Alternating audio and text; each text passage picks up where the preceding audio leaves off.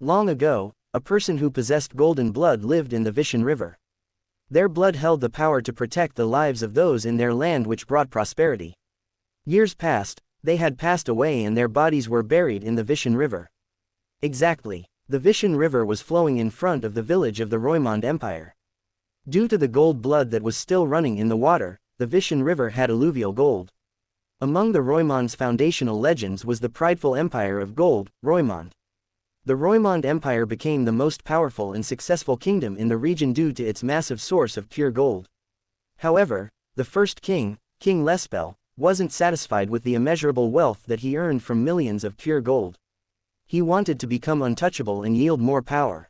And the price for his excessive greed was the ruins of the capital and the kingdom in the Shrij War. The empire was brutally annihilated. Countless arrows were falling from the skies as the princess of the kingdom made her escape. Out of dozens of soldiers that escorted her, only 2 had left.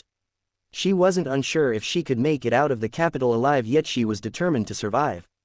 Her name was Princess Zelleine, the 8th princess of the kingdom of Roymonde. Including her, there were a total of 11 who possessed a royal bloodline. To continue their bloodline, the royal offspring must survive, as much as possible.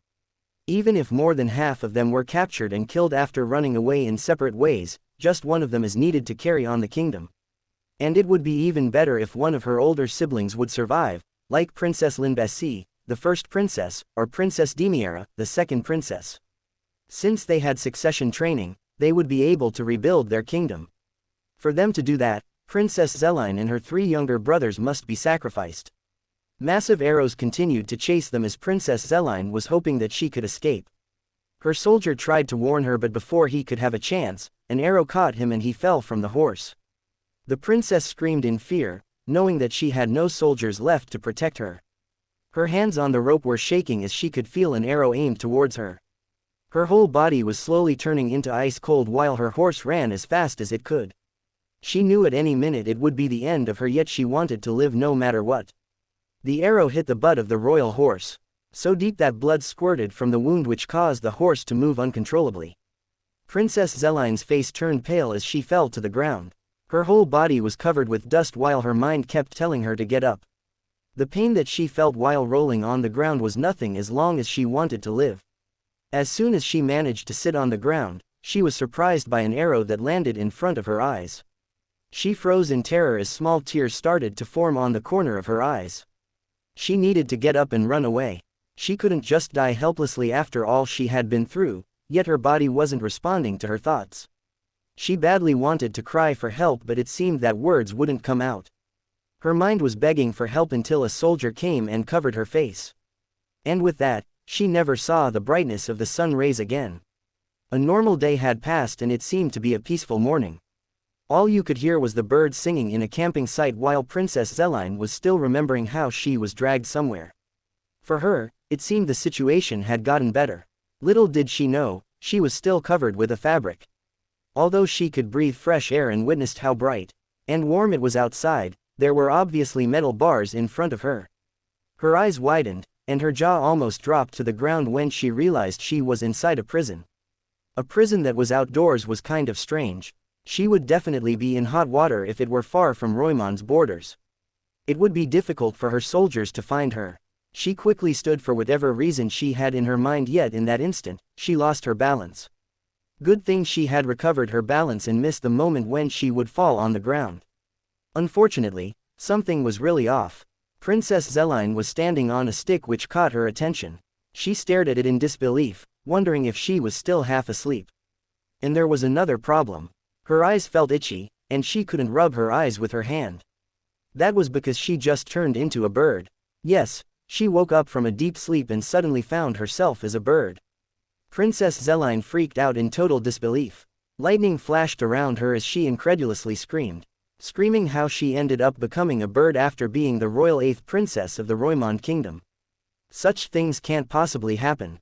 There's no way that a princess of Roymonde would suddenly turn into a bird after a war. Unbelievingly, Princess Zelleine bit her wing, hoping that she was just dreaming. Unfortunately, the unbearable pain snapped her back to reality. She was hysterically screeching in her cage, trying to ease the pain that she caused to herself. How cute! While she was in the middle of her emotional breakdown, Something caught her attention, which brought her back to her senses. Her wings were spread so widely that she was floating midair. At the same time, she was still shocked about herself, who turned into a bird, and she didn't know how to react. It was just a soldier who was trying to check on her after hearing her screeching inside the cage. He was probably wondering what was wrong with her. The soldier examined her thoroughly, thinking that she might be hurt and he needed to write a report about it. Meanwhile, the princess was pissed off at how the soldier held her. Even though her mind was guessing that she might not be their bird, she heard that the soldier needed to make a report regarding her. For that reason, her body suddenly collapsed. As you can see, she was trying her best to play dead. Obviously, she was planning something. The soldier panicked. He put her down while worrying why she had suddenly collapsed like that. He didn't do anything to her. On the other hand, Princess Zelleine's eyes sparkled subsequently, seeing an opening to carry out her plan. She immediately attacked the soldier using her talons, and she wounded him. The soldier screamed in pain as blood splattered from his wound. She managed to jump on the soldier's shoulder and put her plan into action.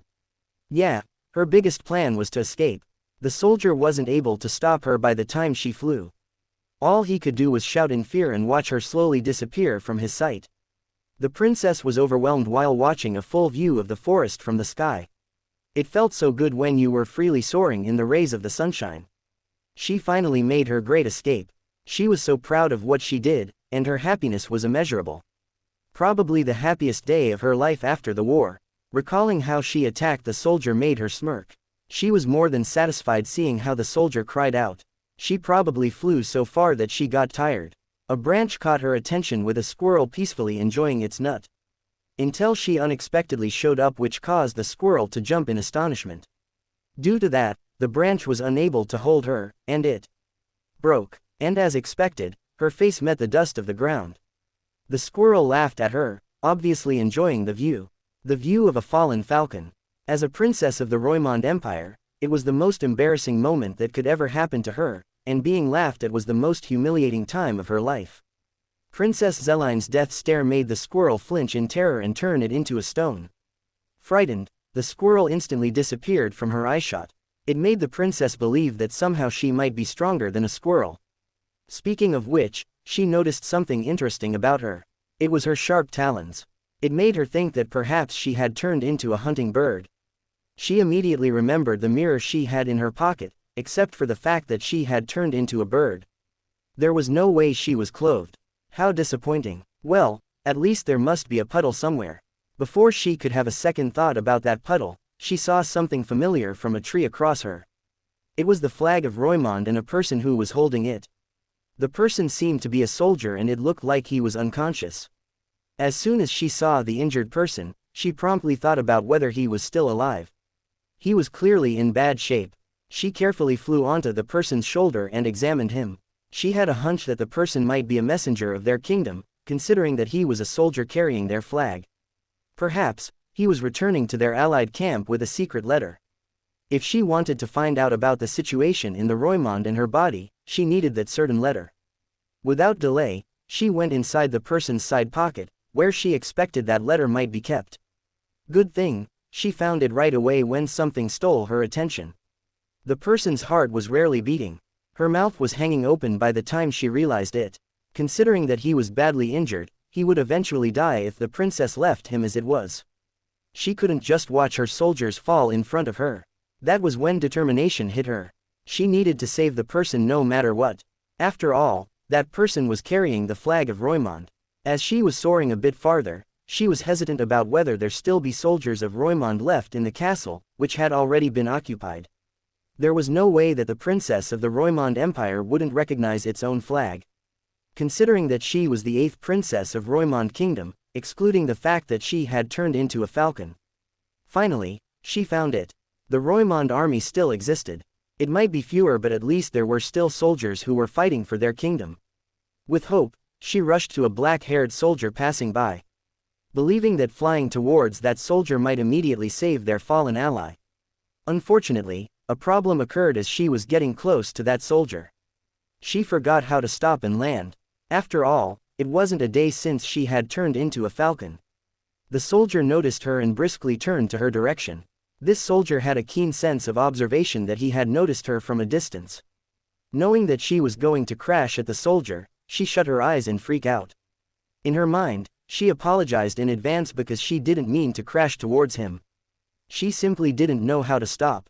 To her surprise, she was caught by the neck before she could even get close. But she felt uneasy by the moment she landed on the hands of that soldier. It felt like it was a mistake crashing towards that soldier. Glaring at the princess, the soldier wondered if birds were also used for assassinations in Granwar. He was displeased by how the princess was aiming towards him. A cold breeze blew as the atmosphere was getting intense. The situation didn't seem good. It looked like the soldier was ready to crash the princess in any minute. Princess Zelleine felt his grip slowly tightening. It made it hard to breathe. The soldier was acting harshly for a princess like her. Well, he didn't know she was a princess anyways. Before anything could get worse, another soldier arrived. He was rushing towards him while asking him to wait. Probably, he knew what he was thinking, or he knew what might possibly happen next. The soldier who was holding the princess turned to him and gave him a cold gaze. On the other hand, the princess constantly struggled to escape from the soldier's tight grip. While the soldier who just arrived explained that the falcon he was holding belongs to their camp. Based on how he saw it, he concluded that the princess tried to attack him, though the truth was she didn't know how to land. His conclusion made the princess even more aggressive. Meanwhile, that blondie soldier's face had turned pale, asking himself why of all people would be Sir Valhayle. He was referring to the soldier who caught the princess. Most likely, he knew how deadly he would deal with such things. He was certain that he had no idea why the princess was behaving like that.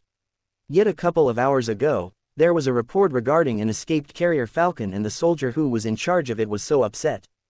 Despite his explanation, he turned his eyes towards the princess and gave her a terrifying gaze. That look didn't shake her, instead it pissed her off. Her human mentality was angrily screaming at him to release her. He turned halfway to the blonde soldier and emphasized that the princess was clearly aiming towards him. If he hadn't caught it on time, its beak would have pierced his neck. This time, Valhayle gripped on the feet of the princess and turned her upside down. It made the princess even more annoyed. On the other hand, he confirmed that the princess was truly their camp's bird, which made the blonde soldier puzzled. That was due to the confidential message she held. It has the symbol of the Roymonde kingdom that convinced Sir Valhayle. Straight away, Sir Valhayle turned to Sir Luke and gave an order to check if there was any message received by the hive of the fourth lane. In addition to that, he asked Sir Luke to summon the person who was responsible for the carrier bird. And on the flip side, the princess was starting to get dizzy considering that her blood was flowing to her head. She had been like that for a few minutes now. Speaking of which, she heard Sir Luke addressed Sir Valhayle as commander. Wait, did he mean chief commander? Rohirrim was the queen's army, and out of the 3 branches of military, was the strongest. Furthermore, there was an agreement that the commander of the Rohirrim would become the chief commander of the 3 military branches during wartime.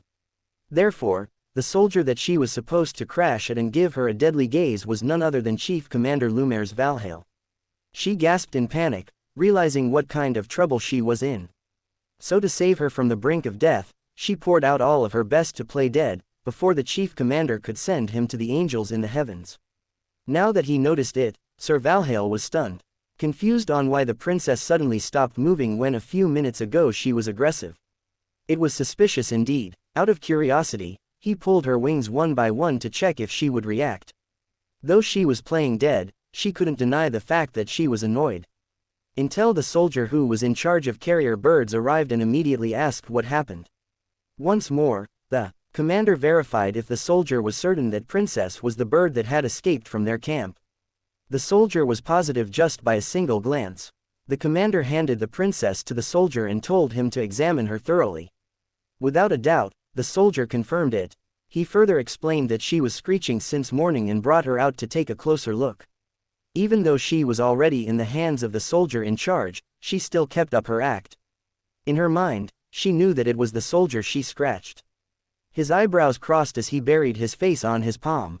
He gritted his teeth when he reminded the soldier that they had barely enough messenger birds at the moment. The soldier sincerely apologized for his mistake. Still, he couldn't get over the fact that the princess dashed towards him. Indeed, it was threatening since it was clearly aiming for his neck or maybe her heart. He asked the soldier if birds usually act like that. Now that it was mentioned again, she couldn't help but feel nervous. Good thing that the soldier replied that birds had a natural instinct to dodge anything in their way during flight, so it was a no. Obviously he wasn't convinced. He asked again if there was a way to train birds to attack humans. The soldier exclaimed that there wasn't any way. He even clarified that the princess wasn't skilled and wasn't fully matured yet. Hearing that the soldier defended her, the princess was over the moon. She was saved from whatever horrible thing that might possibly happen. Nevertheless, the commander was truly difficult to persuade. He was still doubtful because it wasn't long since the princess flew finally. It felt like the princess was hit by a stone on the head. Panicked, the soldier uttered that she might fly just fine, however she hadn't completed its training, so it wasn't skilled enough to be dispatched on missions. Moreover, that was likely the first time the princess flew outside. Not only that, it was remarkable it even managed to come back to the camp. Mumbling with suspicion, the commander concluded that what happened earlier was just an accident. Sir Valhayle narrowed his eyes towards the princess and tightened his mouth. His dubious expression said that he didn't believe any of those explanations.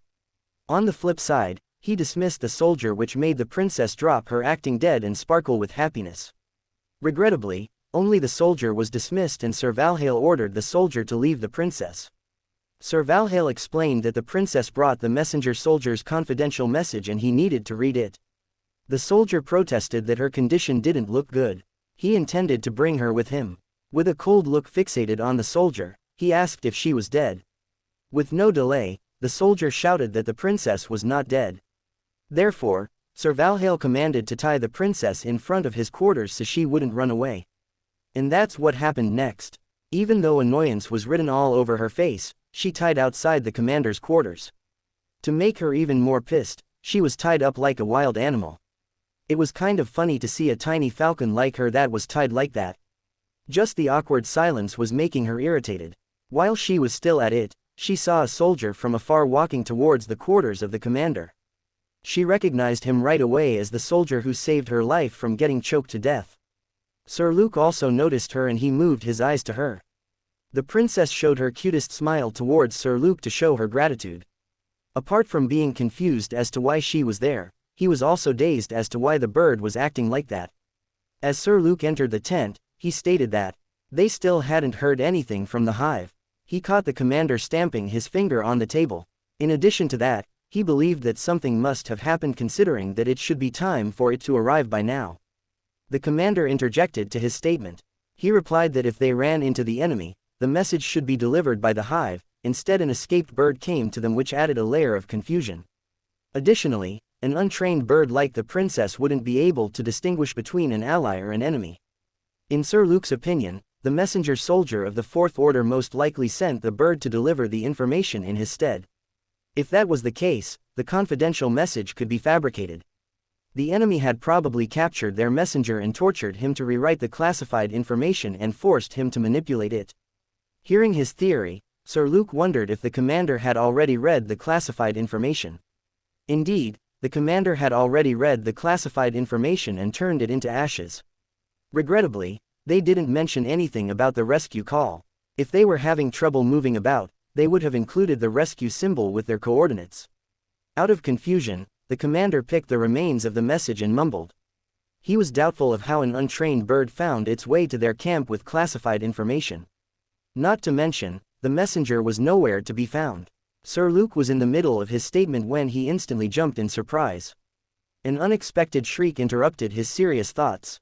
It wasn't just Sir Luke, the commander was also surprised. It seemed that an unusual noise had caught their attention coming from outside. But it looked like Sir Luke was so scared that his heart had a hole in it. Sir Luke hurriedly went outside and checked on the princess. He knew that loud noise was coming from her. He looked at her in annoyance while the princess gave him a grumpy face. Out of nowhere, the princess suddenly fell on the ground unconscious after staring at Sir Luke for a few minutes. While Sir Luke was puzzled as to why the princess acted like that, half of his mind was telling him that she was trying to narrate something. Something about her that was walking and all of a sudden fell sick. After deeply thinking about it, Sir Luke rushed inside while calling the commander's name. Hearing his tone made the princess think that likely Sir Luke understood her message. Her human mind was cheering for Sir Luke to inform the commander that one of their messenger soldiers was down, just how she tried to demonstrate it. Sir Luke stated that he had been observing the princess a while ago, and the commander asked if the princess was hurt anywhere. Well, it didn't seem that the princess was hurt. It's just that he was certain that the princess was crazy, pointing at his head as a sign that the princess had a brain issue. It wasn't what she had expected. It turned out horrible that she shivered in anger. Her sight was getting dark while her mouth almost dropped on the ground.